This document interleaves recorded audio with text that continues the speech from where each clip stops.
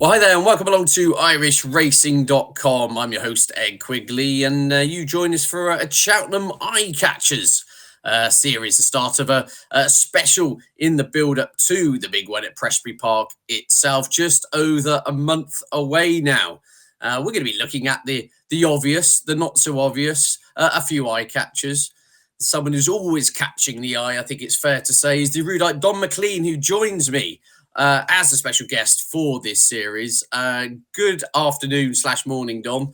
I hope you're well. And I suppose, there was lots of fallout on the back of the DRF, of which we will no doubt be touching upon during the course of this show and over the upcoming weeks. Yeah, what a meeting, Ed. 2 days, and look, it's been well talked about since the kind of the amalgamation of what were 3 days at Leopardstown over the course of 6 or 7 weeks, from what used to be the Ladbroke Hurdle, the British Hurdle meeting in early January, through the Irish Champion Hurdle meeting in late January, and then the Irish Gold Cup meeting in early February. They've all been amalgamated into one weekend in early February, and it's brilliant. 15 races, including 8 Grade 1s. And I suppose that, the timing of it is such that horses can run at Christmas, then run at the Dublin Racing Festival, and then go on to Cheltenham. It's kind of 5 or 6 weeks between each of those big meetings. And also people can kind of plan with confidence that those 2 days are the days on which all the races are happening.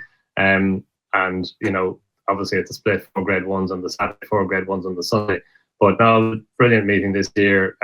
Some high class performances.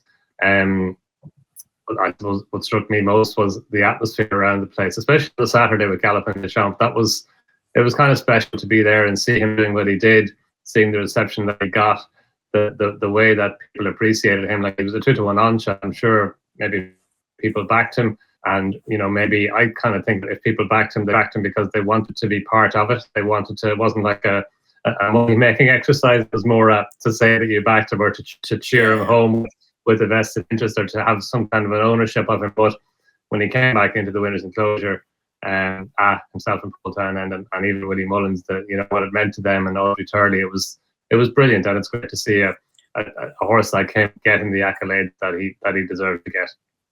Yeah, absolutely. It was a fantastic performance, and actually we'll be touching upon him as one of the topics later in the show. Just to give viewers a general layout what we're going to do over the course of the next 4 or 5 weeks. It'll be one show a week, where we will be touching on 4 or 5 key topics in each show, with a view to the Cheltenham Festival and a direct knock-on effect. Now, it could be discussing something very obvious about the claims of the likes of Galopin Deschamps going in search of his 3rd Cheltenham Gold Cup, or something a little bit more incognito in regards to perhaps a handicap plot which may have gone slightly off the radar. That's to fill you in. We'll push platitudes to one side. We'll dive straight into topic number 1 on the running order, and that is the dilemma that is Lossiemouth. Don, obviously you were there on the ground where there was a massive groan and a murmur after Lossiemouth, who, in the words of Danny Mullins, was, quote, travelling with plenty of zest at the time of her departure, with a slight lead over State Man. In terms of the fallout of that immediate race, what was your view on it? And then going further forward to the Cotswolds next month, do you see Lossiemouth as a viable champion hurdle contender? Do you think they may do a U-turn at the 24th hour and run in the mares, etc.? Lossiemouth, the floor is yours, Don. Take it away. Laura Lossiemouth, yeah. Well, first of all, great that she got up. Great that she was fine. And the Danny Mullins was fine afterwards as well. Danny Mullins went and rode in the next race. Yeah, and yeah, exactly. And look, she could have taken Stepman with her, and that would have left, what a hollow feeling that would have left. I mean, as it was a pity that we didn't get to see them lock horns. I mean, they'd locked horns for the first half of the race, and it was just going to be, it was really interesting to, or it would have been really interesting to see how it would have panned out. Watching it live, you were just dying to see how it would have played out. And they did go fast. Like their sectional, their furlongs were low 14-second furlongs. The 3rd furlong was 13.7 seconds. So they were kicking along. Put it into context, the 2 mile 1 furlong handicap hurdle later on in the day, they were kind of high 14-second furlongs early on, 1 15-second furlong, the one that McLaury won. And actually, they got to the 5th fight.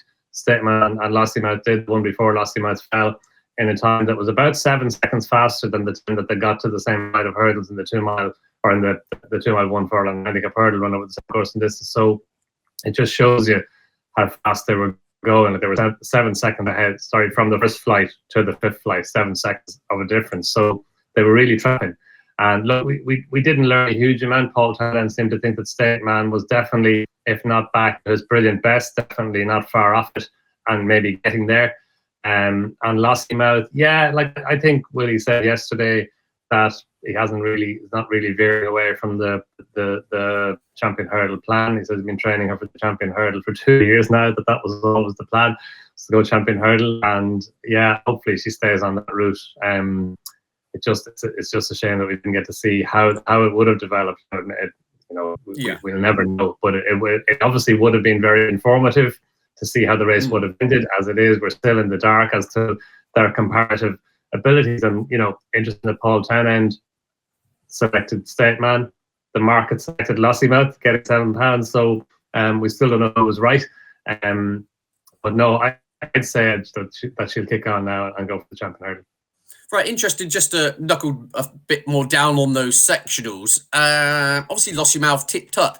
Do you think an argument can be made she made that mistake in the hurdling due to the fact was she slightly out of her comfort zone having to do those times? Because the one thing that was referenced after the Kempton run was how she was taken out of her comfort zone and almost had to go into 6th or 7th gear just to keep up with Constitution Hill. So how do we know she's a proper 2 miler, especially if we got spring ground? I suppose that's the question mark we'll still scratch around to try and answer, isn't it? Yeah, I don't think it was a comfort zone thing, Ed. Right. It looked like a lack of concentration. One of those things. You're absolutely right. And the Kempton run, she was out of her comfort zone. She didn't travel well. She was being squeezed along early on. She didn't jump with the fluency that she needed to jump with in order to maintain tabs with Constitution Hill. And yet she was still only beaten 2.5 lengths in the end. But I think she might have learned from that. It might have been the first time that she was asked to go as fast as that at 2 mile pace on good to soft ground. But no, I think that she was clocking those early sectionals within her comfort zone. She was jumping well. She was traveling. And it was just one of those things that I don't think, the race hadn't really started at that point.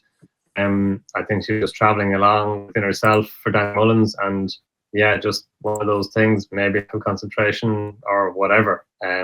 Just took her down. But she's that 2 mile pace. I think she has it. Like when she was taking on Teahupoo in Hatton's Great Hurdle earlier in the season, I thought that Teahupoo might beat her for stamina over the 2.5 miles, and they didn't go a great pace in that race, and it turned into a speed test at the trip, which suited Lossiemouth, didn't suit Teahupoo. So I wouldn't worry too much about her pace for Chaz.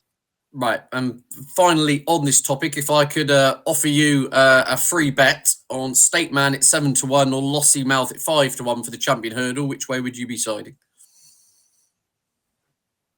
Yeah, I haven't had a bet in the race. Trying to get you off the fence. It's an interesting point. As you say, that it's confusing, isn't it? The markets don't know. Paul Townend seems to have a slightly different view. You've got the mayor's allowance. You've got Cheltenham form. How much is State Man still State Man? It's a close call, isn't it? Yeah, I think it's correct that she's shorter. And actually, thinking about it some more, I did think Lossiemouth would beat him on the day at Leopardstown. So I'd say I'd have to side with Lossiemouth even at respective prices. Yeah.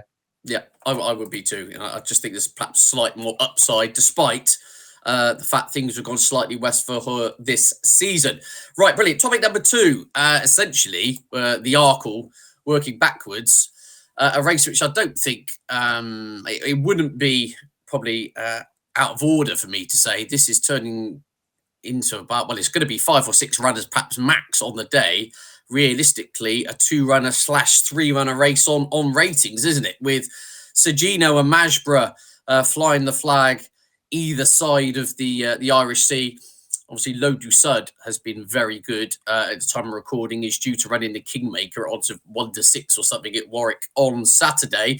But very topical with the breaking news this morning, Don, that Sagino is going to miss the game's spirit with a small wound on his leg. Nicky Henson's statement this morning going on to say, look, it's just one of those things The horse should be back in work start of next week. Problem, though, is do we go straight to the Arkle on one chase start, or do we try and fit him into something like the Pendle Novices over 2.5 miles in a fortnight's time? Or 2.5 weeks' time, there is a novice chase at Bangor on D, which he could run in. But other than that, there's nothing else in the calendar. So that has added an interesting perspective to proceedings now, hasn't it, Don? At the moment, I mean, do you have an overriding view again with a view to the Arkle? Shade of odds on Sergino, Masborough, odds against.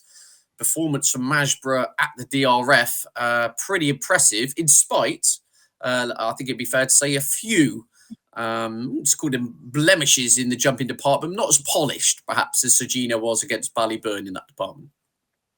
Yeah, that's for sure. And he made a couple of weak mistakes down the back straight, just got tight to two fences in a row, then popped the next, and then got in a bit tight to the next. But then at the third last, after all of that, Mark Walsh saw a stride at the third last and asked him to pick up, and he really flew it. And that to me was important. And yeah, look, he never looked like falling. It's only his second chase. He was out on his own in front. Like, you know, it just shows you how fast he was going. I touched me out. He's a front runner. He made all the running when he won the Crowds Town. He's a fast horse, and he couldn't lead Masborough for very long. So Willie said afterwards it was plan B to make the running. Plan A was to sit in behind. But look, I'm just a big Masborough fan. Ed, like all he's been doing, even last year in the Spring Juvenile Hurdle when he finished third, he ran a massive race there for one so inexperienced. Willie Mullen said when he arrived into the yard, he looked like a Gold Cup horse, not a Triumph Hurdle horse at all.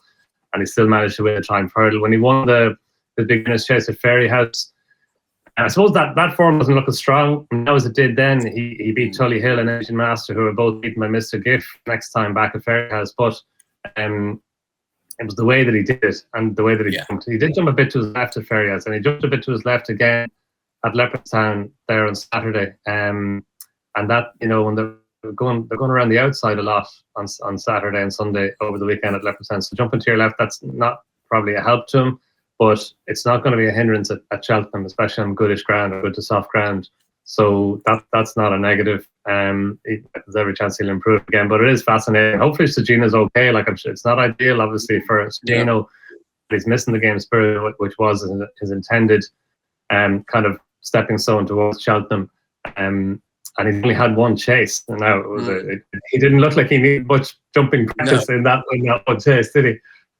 Still not ideal, though, is it? I think you've got to go back to Well Chief 23, 24 years ago, off the top of my head, the last horse to go into an Arkle on one chase start. So it can be done, but as you say, it's not ideal. I mean, do you have a strong view either way? And in terms of the race itself, I know we're a month away, but I said this could easily be 4 or 5 runners. Yeah. Do you think Plan B will become Plan A with Masborough? Do you think just go from the front? And if there is an inexperienced angle in Sergino's kind of jumping artillery, let's turn the screw and put it to the sword?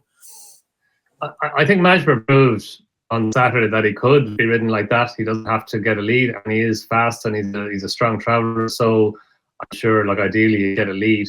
But as you say, there might not be very many horses in the race, and fewer still who could lead him. So I think they kind of learned on Saturday that it's not out of the question that he could try and lead all the way. And look, it's fascinating. Hopefully they both get there now, because as you said, Ed, it's the kind of best Irish juvenile hurdler from last season versus the best British juvenile hurdler from last season, in a season in which the juvenile hurdlers were very, very good. They never got to meet. Sergino missed Cheltenham in common with a lot of the Nicky Henderson horses. Masborough was gone off on his holidays when Sergino went to entry. So even on official ratings, there's £2 between the Sergino's as an official rating 164, Masborough's an official rating 162. So there's nothing in it. You just love to see them, going and take each other on. Hopefully that will happen now. And as you say, there's every chance they'll scare away most of the opposition. Yeah, I mean, that really is race 2 on the opening day. I'm really looking forward to that one. Absolute clash of the Titans. And as you say, Don, the other thing worth pointing out is the juvenile crop. And it has been well documented that they look a well above average crop, but not normal that you would have the last year's juvenile crop flying to the top of all these markets, especially in anti-post novice chases, isn't it? comparing that to perhaps the Supreme runners from last year, you usually would suspect the Supreme crop to end up being perhaps the flagship horses in their respective divisions, but it's just not worked out that way, has it? No, it's not. Like it's a deep division. Like as well as Majborough and Sergina. Like Sergina won the Fighting Fifth Hurdle, and then won the Wayward Lad Chase. Majborough's 2 for 2 over fences. Nürburgring won the Galway Hurdle. Burdett Road won the Greatwood Hurdle. You know, so there's a deep clutch of juveniles from last season coming on and progressing again this season. So you know, it does look like a very good advantage group of juvenile hurdlers from last season, and that's been played out season so far. Indeed. Look, I wouldn't go as far as say the vintage crop yet, but it could be borne out to be that way, couldn't it? Yeah, fingers crossed for the massive clash of Sergina and Majborough. I'm just in the Majborough camp still. I just think he's still slightly underestimated in the market personally, but we shall see what happens. Right, topic number 3, the mess, in inverted commas, that is the 2-mile chasing division. Look, John Bon has the best form this season. He is the market leader, and rightfully so on what we've seen. But if you took John Bon out of the equation for the champion chase, it starts becoming with very muddy waters, isn't it, Don? Will Lille Francais run here or the Ryanair? You've got an Ergamine, 11 years young, big questions to answer to turn around the form with John Mon. El Fabiolo's comeback run really went west. We've then got Solness Gaelic Warrior, of course, who met at the DRF with certain Marine Nationale sandwiched in between them. There's a lot to try and pick through in 4 or 5 minutes here, but the main angle is to start with Solness. Do you think he is a viable champion chase contender now? Are we being dismissive as to a horse who's poached easy leads on the front end, or is he just an improver and in a division where if you take John Bon out of it, who himself has lost on 3 occasions out of 5 when visiting Cheltenham, it's all looking a bit higgledy-piggledy behind, isn't it? It is, yeah. It's a muddy picture, all right. Look at Fabiolo. That obviously wasn't satisfactory. Good that he's okay. I think Willie Mullins was talking about maybe the Ryanair Chase is an option for him. Him and Ergamin, as you said, he's 11 years old now. Moscow Flyer is the only horse since Skymass to win the champion chase aged older than 10. So that's a big ask anyway.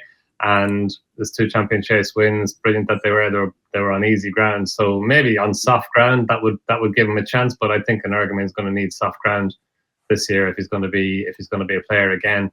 Solness, like you and maybe like most people, I put his win over Christmas down to just one of those things. I mean, you couldn't explain it at the time. How did a horse who'd run, I think he'd run 15 times before that day over fences, how could he show that level of improved form? And, you know, you're thinking JJ Stem was brilliant on him, got the fractions spot on, went around the outside on the best of the ground, whereas a few of his rivals went around the inside, and even the fog. I was thinking maybe he's a better horse in the fog, you know, ran well in fog. So, but no, none of that. He went out, different jockey. Danny Mullins was great on him again on Sunday, and did the same thing, got out in front. And there was a lot of debate afterwards about whether or not he got an easy lead. Like the time, his finishing speed percentage was 95%. So it wasn't that he got an easy lead. He went out, he earned the lead that he got or that he had. And then it was up to the others to catch him. Gaelic Warrior obviously underperformed. El Fabiolo fell. And then Marine Nationale, you mentioned, to me, he stepped forward again here. And I think he can step forward once more going back to Cheltenham. Like he did bridge the gap. I thought he was going to get Solness. He traded at 1.19 in running, so the market thought he was as well. And then, you know, obviously Danny Mullins stayed a little bit and Solness went on again. Or Marine Nationale, maybe he just expended so much energy on the ground and getting up and bridging the gap that he didn't have anything left to give. But he's a year older than Solness, and he's run 5 times over fences as opposed to Solness has run 17 times over fences. So they're totally different profiles. But I think Marine Nationale, he's a kind of a coming horse, and back at Cheltenham on better ground. You can't say probably anymore, but maybe better ground. And back to the scene of the best performance of his life when he won the Supreme Novices Hurdle. So I think in a muddy picture, Marine Nationale is definitely a player in it. Yeah, I'm totally agreeing with you, Don. There, Marine Nationale each way 12-1 in a game which a race where, as you say, it is very kind of muddied waters. The one thing we do know, touch wood, all intents and purposes, is that Marine National will head to the Champion Chase. There are others in here who could easily go elsewhere, of which the final horse we should really talk about, considering he did win last year's Arkle in pretty handsome style, is Gaelic Warrior. Now, there's obviously this kind of shuffling of the pack going on here, isn't there, in regards to where a lot of these Willie Mullins horses go. Obviously, different owners. But El Fabiolo possibly up in trip. Gaelic Warrior, I suppose Graham will have a huge say on this, I'd imagine, Don. But do you stick to the 2 mile route? The instinctiveness coming out of the camp at the DRF, to me, was almost like he just did not have the toe for 2 miles on a half-decent surface, and they would consider the Ryanair Chase. I mean, which way would you be leaning with Gaelic Warrior?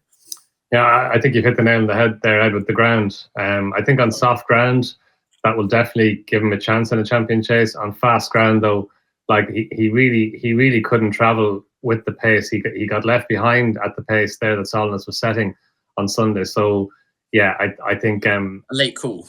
Yeah, I'd say so. Now look, bear in mind last year he put up a really abject performance at the Dublin Racing Festival, and then came out and probably put up the best performance of his life in winning the Arkle. Yeah.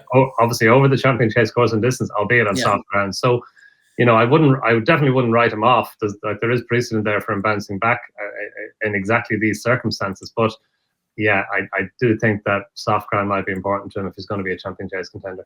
Indeed, we get a feeling it could be a late call there in regards to the weather watch for Cliff Sutton and Gaelic Warrior, say on his day, an absolute class act, but at the same time does have a bit of a Jekyll and Hyde profile. Right, topic number 4 actually leads on quite nicely from the Champion Chase, considering we were talking about lots of horses who could easily kind of move sideways or move upwards, couldn't they, in trip and tackle the intermediate Ryanair Chase. Again, another race, which I was going back through previous years of this, Dodd, essentially, and where the markets were at this time relative to the season. And we had much more kind of cast iron views on who was going where, even in the Ryanair Chase in previous years. We looked at likes of Riverside Theatre and Dynasts, and I was going back through the archives, if you like, in this. Here it is confusing, isn't it? I suppose the race is revolving around, at least market-wise, Factor File, a very good horse. Interesting, again, you were there, Don, to listen to Willie Mullins' comments in the 48 hours afterwards. Everyone is assuming that due to him put in his place by Galopin Des Champs, he will parachute into this race, of which he is around 2-1, there or thereabouts. Willie Mullins far more non-committal, and perhaps suggested there could be a tactical switch if he were to meet Galopin Des Champs once again. Do you have a strong view on either a bet or a particular angle into the Ryanair, or yourself, do you have a strong view on Factor File, whether you think he should be going for the Gold Cup again or the Ryanair? It's another muddied water race, which makes it quite interesting to talk about. It is, yeah. Like if all the possibles for the Ryanair actually running the Ryanair, to be a hell of a race. Yeah, well, like you've got Spillane Tower in there. It looks like he's going to go there all right. He was pretty well beaten in the King George, but he was such a progressive novice last season for Jimmy Mangan. He won the 2 Grade 1s, the Willow Warren Gold Cup at Ferryhouse, and then Madonna won the 3 mile or the 3 mile 1 furlong novices Grade 1 Chase at Punchestown. So, and then ran such a massive race in the John Durkin Chase when he only just failed to catch Factor File, and he had Galopin Des Champs and Faster Slow behind him that day. So he might be a little bit of a forgotten horse, and it looks like he is going to go to the Ryanair Chase, all being well. But Factor File, yeah, like they tried something different on Saturday, brought him in behind, and actually going to the home turn, it looked like he was travelling better than Galopin Des Champs. If you didn't know Galopin Des Champs, if you were just looking at these horses for the first time, you would have thought Factor File was the more likely winner. But look, we know what Galopin Des Champs does from the final fence, and he did it again. And Factor File, yeah, you'd think dropping down and trip, like it's definitely, you can definitely see why they're thinking that. Like, he won the Brown Advisory Chase last season. It wasn't a fast run race, and he obviously had a lot of pace at the end of it to go and win it, and he won it really impressively. So I know that he goes at Cheltenham as well. So yeah, you can see why they're considering the Ryanair Chase. And yeah, like, to me, how's he going to beat Galopin Des Champs? I like and we know the Galopin Des Champs is a dual Gold Cup winner. He's brilliant at Leopardstown, but he's brilliant at Cheltenham as well. So how's Factor File going to beat him? I can't see how he's going to beat him over the Gold Cup trip. So if a fit and hale and hearty Galopin Des Champs shows up in the Gold Cup, then to me, if Factor File is going to win a race at the Cheltenham Festival, it's going to be the Ryanair Chase. Yeah, that would see the most logical output, wouldn't it? Really, coming back down in distance. And I'm just looking through the market now, Don, as you say. Those that are almost inverted commas guaranteed to run. Spillane's Tower at 11-2. Protector at the defending champion, head straight there at 7-1. But then if you look at the next kind of 11 in the market, there's an argument that perhaps 8 of them won't run. It's a confusing race. There is a horse who wasn't involved in the DRF, but I think could end up there. Is Heartwood over the Henry de Bromhead team. Now, we well documented the Henry de Bromhead yard are under a little bit of a malaise in terms of strike rate. A lot of their horses aren't really firing on all cylinders. Often happens with the yard, then they come right when the daffodils appear. But the daffodils are gonna have to start appearing quickly, I would think, in regards to the Waterford handler. But yeah, I thought Heartwood at a price. I think only entry is for the Ryanair Chase. I thought it looked a little bit of an on-stare over further in the past. So he would be my each way angle at this stage here, with the view of the race cutting up significantly, because yeah, I say that, and as Don says, it could just be one of those the stars will align and we end up with 7 absolute crack horses all in this contest. But a law of averages, some will stay in the champion chase and some will go for the Gold Cup, etc. Right, I think we've covered a lot of topics there in those first 4. The final topic is, as I mentioned at the top of the show, slightly more incognito, looking for an eye catcher for the DRF, something perhaps beaten in the 6th you think could be one for the Fred Winter Don, or just an overriding impression perhaps on a horse who won but you thought was flattered in winning, and you'd be firmly against moving further forward. The floor is yours, whatever you've come up with, Don. Yeah, look, it was a deep weekend. I suppose the two big handicap winners, they think they can go on again. McLaurin back to normal. Obviously stepping up in trip. He can progress again. They both got fair hikes from the handicapper as a result of their wins, but they're not below any radars. I thought Storm Hart ran a massive race to finish second behind McLaurin in the 2 mile handicap hurdle.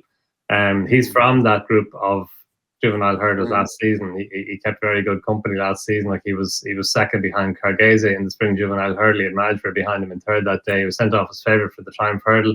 He finished 5th. He finished a close up 4th in the Punchestown champion 4-year-old hurdle as well. And he kind of, even the Punchestown race, it looked like he was coming to be a big player in the finish, and he just got in tight to the final flight, and then was playing catch up after that. And it was a similar story there on Sunday. It was his first run of the season, his first run since the Punchestown race. He just didn't jump with much fluency, and even at that, coming down to the final flight, if he'd have jumped that better, he might have caught McLaurin. Now maybe McLaurin was idling in front, but he stayed on really well to finish second behind him. He's only had 5 runs over hurdles. He won over 1.5 miles in France. Dan won over 1 mile, so he's got lots of pace. But to me, and it may be that the county hurdle is the race for him, but he shapes like a horse who might even improve for going out and trip a little bit. And maybe that the Coral Cup might be the race for him, because his jumping, I know he's fairly inexperienced. He's only just out of juvenile company. He's only had 5 runs over hurdles, but it's just, you kind of worry about him in a 2 mile race in a county hurdle at that pace. But maybe stepping out in trip, and given that he races like he should get further than 2 miles, whether he get the full Coral Cup trip, not sure. But if it just a slower pace for Coral Cup might just suit him a little bit better than a county hurdle. He's got a mark of 147 now. He's had his 5 runs over hurdles. He got £7 from the Irish handicapper for his run the last day. But he's got that class along with those juveniles from last season that he could be better than a 147 rated horse. And yeah, I think in whichever race he runs at Cheltenham, which it looks like he'll go in one of the handicaps, he'll be of interest in either one. Yeah, absolutely. Storm Hart, definitely one to keep your eyes on with the Cheltenham Festival handicaps in mind. I was going to throw up here, I'll be interested in your view on this horse, Don. Carniket, who ran, obviously, was well beaten behind Kopek de Board in the Grade 1, but travelled well from off the pace. If my memory serves me correctly, was pretty much held up in rear in the early part, but did pick off runners, sluiced through the field and ran on pretty nicely into second. Now, I see the Irish assessor has given Carniket a rating of 144. I just thought Martin Pipe was going to be the plan, but I imagine that the GB handicapper might just go 146 just to throw an absolute Shane Warne style googly into proceedings there and leave them a bit confused. Perhaps I thought he could be another kind of county hurdle kind of angle. There feels like there's a big pot with Carniket. That was probably the overriding factor. And on that better ground, he did travel noticeably well. Yeah, no, he did. And you can easily allow him his run in the Grade 1 race at Christmas. He made a really bad mistake. I think it was the second flight. Yeah. So, you can put a line through that. And there was a lot to like about the way that he stayed on. That Kopech did board. He took all the attention, didn't he, and all the headlines. He was so good. But no, Carniket, he was kind of quietly fancied beforehand. And he wasn't a monstrous price. He was a lot bigger in the morning than he was sent off in the end. And as you say, he stayed on well for Patrick Mullins to take second place in front of the Warren Greatrix horse. So, he's had his 5 runs as well.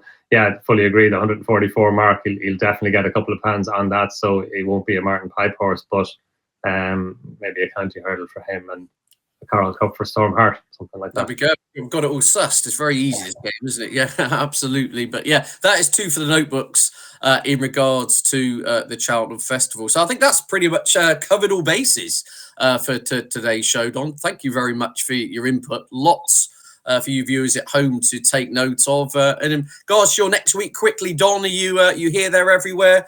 You watching from the sofa, or are you on the ground on the rails? No, I'll be watching from not on this weekend. I'll be watching from home, and it's always weekends as well. What I find is with so much going on in Britain and Ireland, it's nice to be able to take it all in from here. If you're racing, then it's Monday's or Tuesday's job to go through all the videos again, but it's nice to be able to watch it live as well. Yeah, absolutely. It is indeed. Of course. But thanks once again, Don. And thanks for you for watching at home. And just very quickly before we go, we do here at irishracing.com send all our heartfelt wishes to Michael O'Sullivan and his family at what obviously is a very testing and trying time. But thanks for you for watching at home. We see you again soon. Bye for now.